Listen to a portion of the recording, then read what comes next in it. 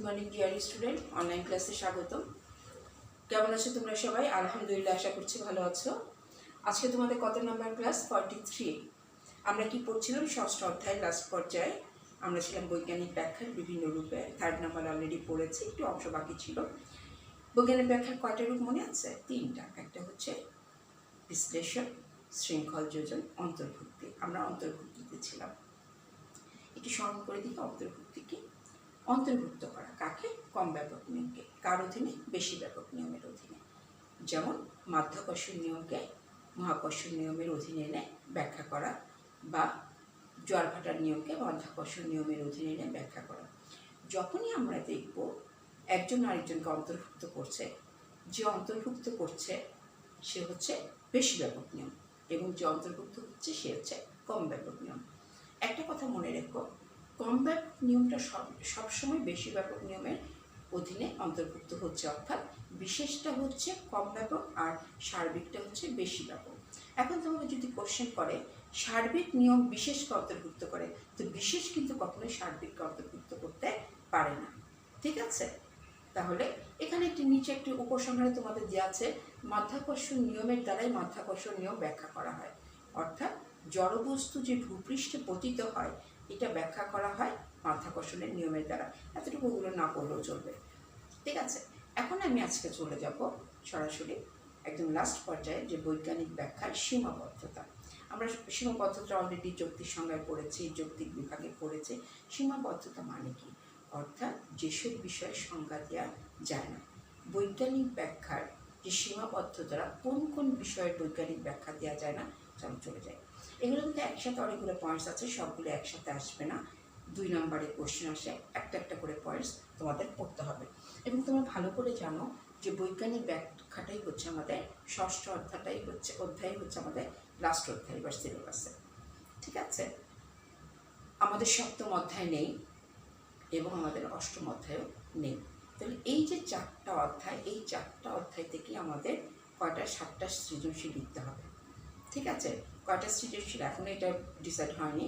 তো সুতরাং আমরা জানি যে 4টা মাত্র অধ্যায়। এই 4টা অধ্যায় তোমরা খুব ভালো করে বোর্ডের কোশ্চেন থেকে পড়ে ফেলবে। অলরেডি তোমাদের সাথে আমার দেখা হয়েছে যে কজনের সাথে, তোমাদেরকে আমি বলে দিয়েছি যে 2019 সালের কোশ্চেনটা তোমরা ঢাকা বোর্ডেরটা ভালো করে পড়বে। ঢাকা বোর্ডের বিগত 5 থেকে 7 বছরের কোশ্চেনগুলো দেখবে, এবং অন্যান্য বোর্ডে 3 বছরের কোশ্চেনটা দেখলেই চলবে বিগত। ঠিক আছে? এই 4টা অধ্যায়ের উপরে, অন্যান্যগুলো দেখার দরকার নেই। আচ্ছা, তাহলে 6.8, হ্যাঁ এটা তো আমাদের হয়েই গেছে। অন্তর্ভুক্তি,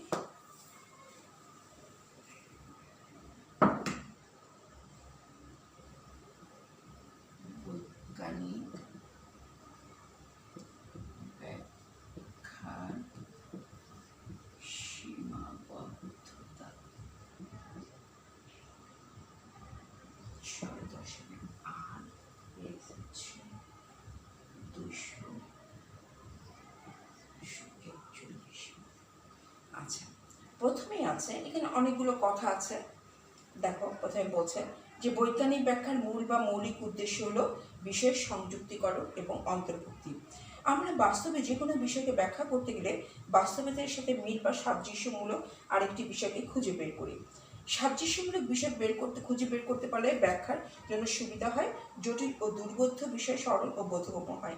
কাজেই কিছু ঘটনা বা নিয়ম রয়েছে যেগুলো অন্য ঘটনা বা নিয়মের অন্তর্ভুক্ত করে ব্যাখ্যা করা যায় না, তখন ওই ঘটনা সম্পর্কে ব্যাখ্যাও করা যায় না। এখানে বলা হচ্ছে আমরা দৈনন্দিন জীবনে যখন কোনো কিছু ব্যাখ্যা করি তখন আমরা সাদৃশ্য খুঁজি।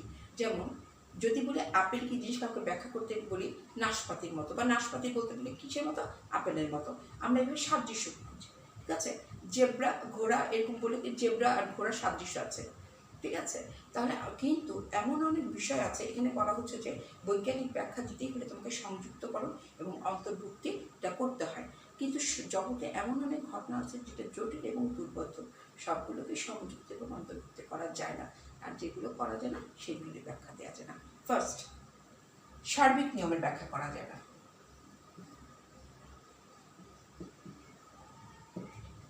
সার্বিক নিয়মের ব্যাখ্যা দেয়া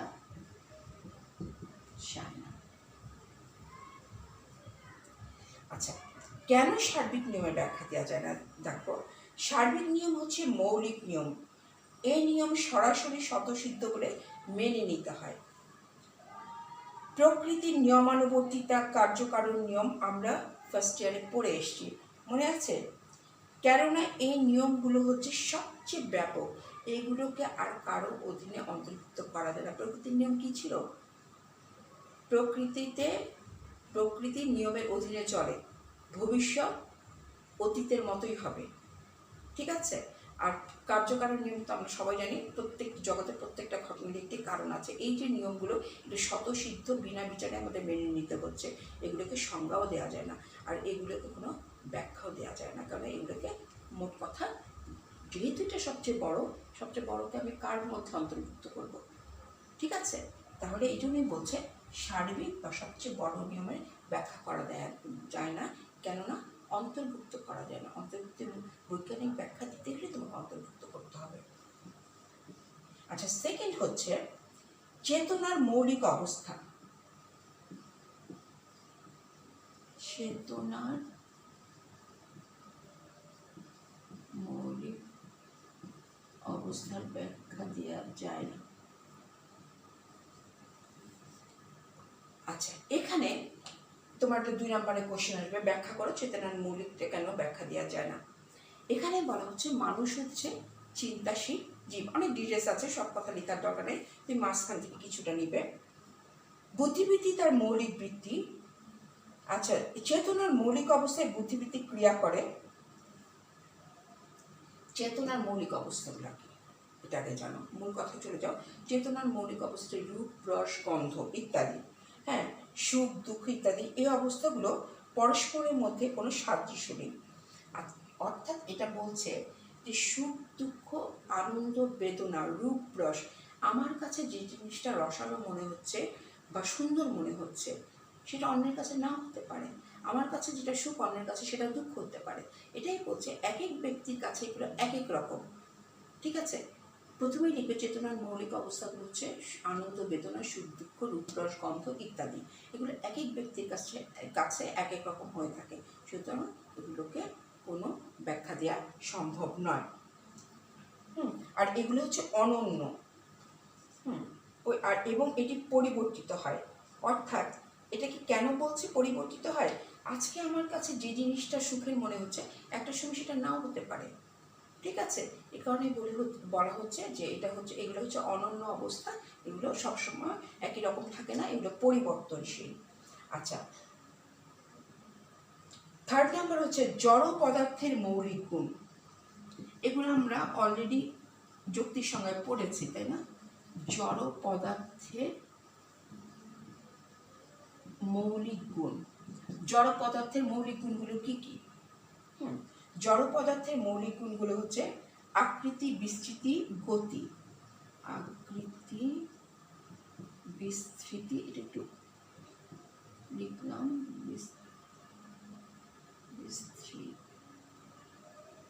বিস্তৃতি, গতি। এগুলো একটি থেকে আরেকটি আলাদা। অর্থাৎ এগুলো কি হচ্ছে, কাঠ, পেন্সিল, বই, খাতা, এগুলো কি হচ্ছে একটা একটা থেকে আলাদা। এগুলো এক একটার আকৃতি এক এক রকম, সুতরাং এগুলোকে একটার সাথে আরেকটা সংযুক্ত করা যায় না। বৈজ্ঞানিক ব্যাখ্যার অর্থই হচ্ছে সংযুক্ত করা। যেহেতু সংযুক্ত করা যায় না, সেহেতু এটাকে ব্যাখ্যা করা যায় না। কোনো বস্তুর নিজস্ব বৈশিষ্ট্য ব্যাখ্যা করা যায় না। তাহলে 4 নাম্বার হচ্ছে বস্তুর নিজস্ব বৈশিষ্ট্য ব্যাখ্যা করা যায় না। আচ্ছা, বস্তুর নিজস্ব বৈশিষ্ট্যগুলো কি একটু আমরা জানি। বস্তুর নিজস্ব বৈশিষ্ট্যগুলো হচ্ছে এক এক ব্যক্তির এক এক রকম বৈশিষ্ট্য থাকে। অর্থাৎ আমাদের পক্ষে কি জানা সম্ভব প্রত্যেকটা ব্যক্তি বা বস্তুর যে নিজস্ব অনেক গুণ থাকে, সব গুণগুলো আমাদের পক্ষে জানা সম্ভব নয়। এগুলোই হচ্ছে বস্তুর নিজস্ব গুণের মধ্যে। ঠিক আগের পয়েন্টসটা যেমন পড়েছি কোনো কিছুর আকার, আকৃতি, ঘনত্ব বা কোনো ব্যক্তির অসংখ্য গুণ যেটা আরেকজন ব্যক্তির সাথে সাদৃশ্য থাকতেও পারে, নাও থাকতে পারে।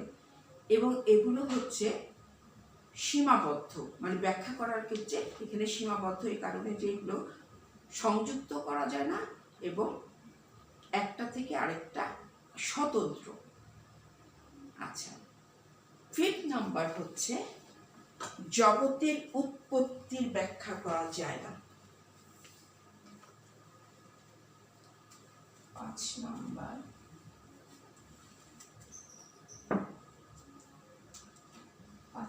হচ্ছে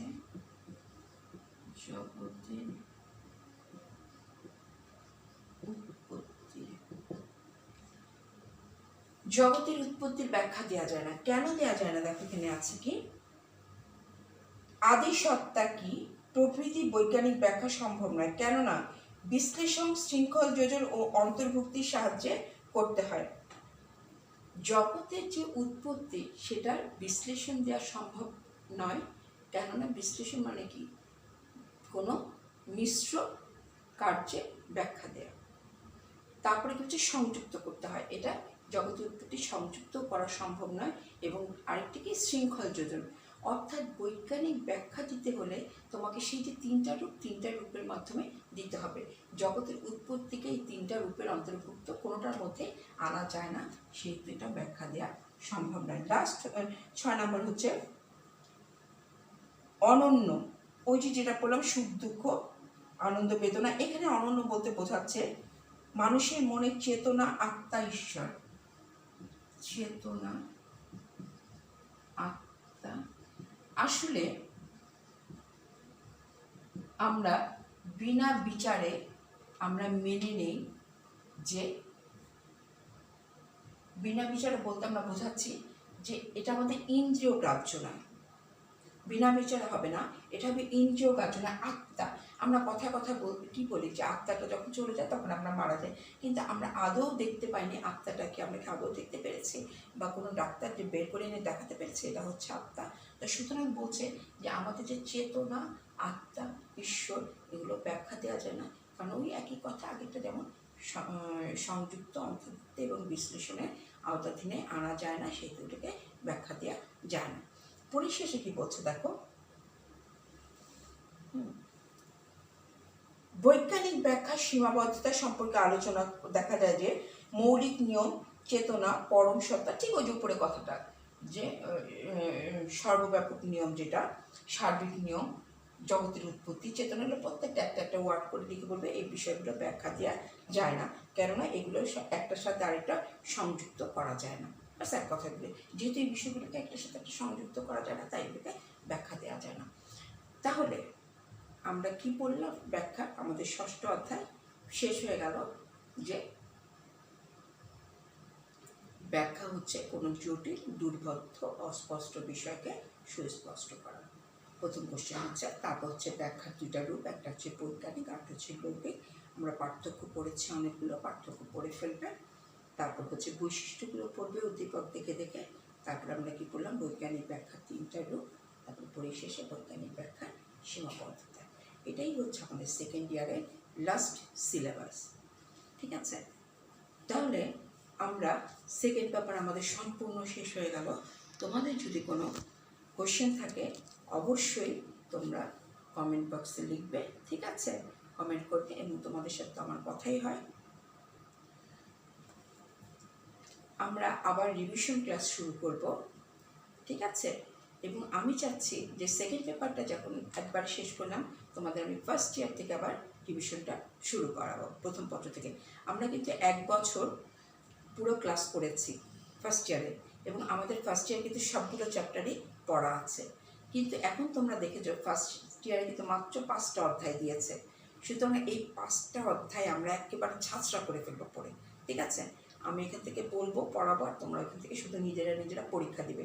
ওই যে বোর্ডের কোশ্চেন বলে দিলাম, আগে ঢাকা বোর্ডে 19, তারপরে 18, এভাবে করে পিছাতে থাকবে, ঠিক আছে? এবং যে চ্যাপ্টারগুলো আছে সেই চ্যাপ্টারের উপরে পরীক্ষা। তাহলে আজকে আমি একটুখানি পড়াবো ফার্স্ট ইয়ারে, ঠিক আছে? আজকে রিভিশন পুরোপুরিতে যাব না, একটু আলোচনা করছি। সিলেবাসটা নিশ্চয়ই দেখেছো, আবারও বলছি তোমাদের গত ক্লাসেও বলেছি, এখনও বলছি যে আমাকে ফ্রেন্ড রিকোয়েস্ট পাঠাবে এবং আমি ক্লাসের নাম লিখিয়ে দিয়েছি। আমার নাম তোমরা ভালো করে জানো সবাই, ফারহা শারমিন। তোমরা এখানে আমাকে ফ্রেন্ড রিকোয়েস্ট পাঠালে, আমার সাথে অ্যাড হলে তোমরা দেখবে আমার এপি ওয়ালে দেওয়া আছে তোমাদের সিলেবাস, ঠিক আছে? এবং তারপরেও যদি তোমরা একজন আরেকজনকে শেয়ার করে দিবে যারা সিলেবাস পাওনি, ঠিক আছে? তোমরা খোঁজ করবে নিজেদের মধ্যে এবং প্রত্যেকটা সাবজেক্টে এরকম করবে। আমি শুনেছি কেউ এটা পেয়েছো, এটা পাওনি, অনেকে তো আসনে কলেজে, ঠিক আছে? তাহলে এটাতে শুধু এইটুকু মাথায় রেখো, এই সিলেবাসে যদি আমরা ভালো করতে না পারি তাহলে কখনোই আমাদের আর ভালো করা সম্ভব না। এতটাই শর্ট সিলেবাস আমি দেখেছি সবগুলো সাবজেক্টে। তাহলে আমাদের ফার্স্ট ইয়ারে কী আছে, আমি একটা করে চ্যাপ্টার পড়াবো, একটা করে বলবো। আমি ধারাবাহিকভাবে বলে দিচ্ছি। 1 নম্বর অধ্যায় আছে আমাদের, ঠিক আছে? দ্বিতীয় অধ্যায় বলতে যে সম্পর্কগুলো সেটা কিন্তু নেই, অর্থাৎ দর্শনের সাথে সম্পর্ক, তারপর নীতিবিদ্যার সাথে সম্পর্ক, গণিতের ওইগুলো প্রায়োগিক দিকগুলো নেই। তাহলে কি আছে, প্রথমে যুক্তিবিদ্যা কাকে বলে, যুক্তিবিদ্যার উৎপত্তি, বিকাশ এবং যুক্তিবিদ্যা নিয়ে যে বিভিন্ন যুক্তিবিদ্যা আলোচনা করেছেন। আমি যদিও তোমাদেরকে শুধু মিলেরটা বারবার জোর দিয়েছি, কেননা মিলের সংজ্ঞাটাই হচ্ছে সবচেয়ে বেশি গুরুত্বপূর্ণ এবং গ্রহণযোগ্য। এখন যেহেতু সিলেবাসটা কমিয়ে দিয়েছে, তোমরা অন্যান্য যুক্তিবিদ্যার মতামতগুলো পড়বে, কেন গ্রহণযোগ্য নয়, অনেক কোশ্চেন আসবে, ঠিক আছে? তাহলে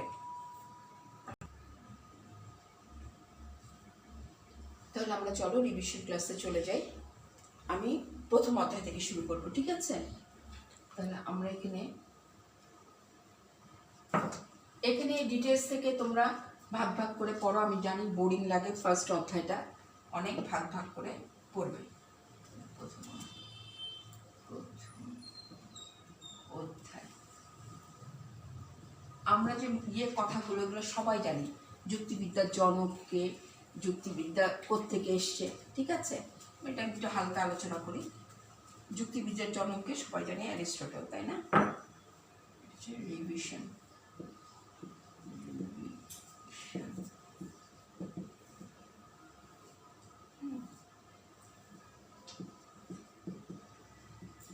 ছোট করে না লিখলাম। যুক্তিবিদ্যার জনক,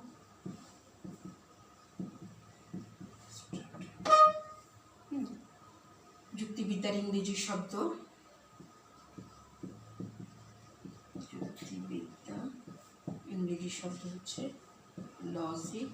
এই লজিক শব্দটি কোত্থেকে এসছে, লোগোস শব্দ থেকে। লোগোস শব্দের অর্থ কি? লোগোস হচ্ছে গ্রিক শব্দ, গ্রিক শব্দ লোগোস থেকে এসছে এবং লোগোস অর্থ হচ্ছে কি ভাষা বা চিন্তা।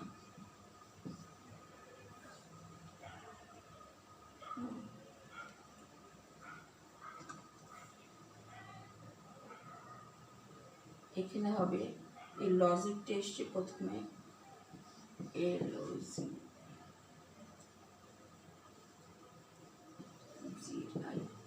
থেকে এই লজিকটা এসছে LOGIKE থেকে, এবং এই লজিকটা এসছে লোগোস থেকে। লোগোস শব্দ অর্থ কি ভাষা বা চিন্তা। অর্থাৎ আমরা পড়েছি ফার্স্ট ইয়ারে, এখন শুধু একটু স্মরণ করে দেখি। ভাষায় প্রকাশিত চিন্তা সম্পর্কিত বিজ্ঞানী হচ্ছে যুক্তিবিদ্যা। অর্থাৎ কি উৎপত্তিগত দিক থেকে, মানে তোমার ভাষায় প্রকাশ করছো কি চিন্তা সম্পর্কিত বিজ্ঞান। তারপর যে পেজ নাম্বার হচ্ছে, এগুলো তোমরা ডিটেলস পড়ে ফেলবে। পেজ নাম্বার হচ্ছে 2। বিভিন্ন যুক্তিবিদ বিভিন্নভাবে সংজ্ঞা দিয়েছেন যুক্তিবিদ্যার। হ্যাঁ, এখানে পড়ার পরে তোমরা পড়বে যে যুক্তিবিদ্যার চিন্তার স্তর।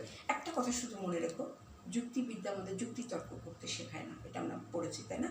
যুক্তিবিদ্যার লক্ষ্য হচ্ছে কি কতগুলো তোমাকে নিয়ম প্রদান করা, ঠিক আছে? তোমাকে কিছু নিয়ম দিবে, যে নিয়মের দ্বারা তুমি বৈধ যুক্তি থেকে অবৈধ যুক্তির পার্থক্য নির্ধারণ করবে। ক্লিয়ার? আচ্ছা, যুক্তিবিদ্যার ধারণা ওই একই কথা। লজিক শব্দটি এসছে কি লোগোস থেকে, গ্রিক শব্দ। আচ্ছা, এখানে তোমরা 4 নাম্বার পেজেও ডিটেলস পড়বে। যুক্তিবিদ্যা যে ধারণা, অ্যারিস্টটলের ধারণাটা পড়বে।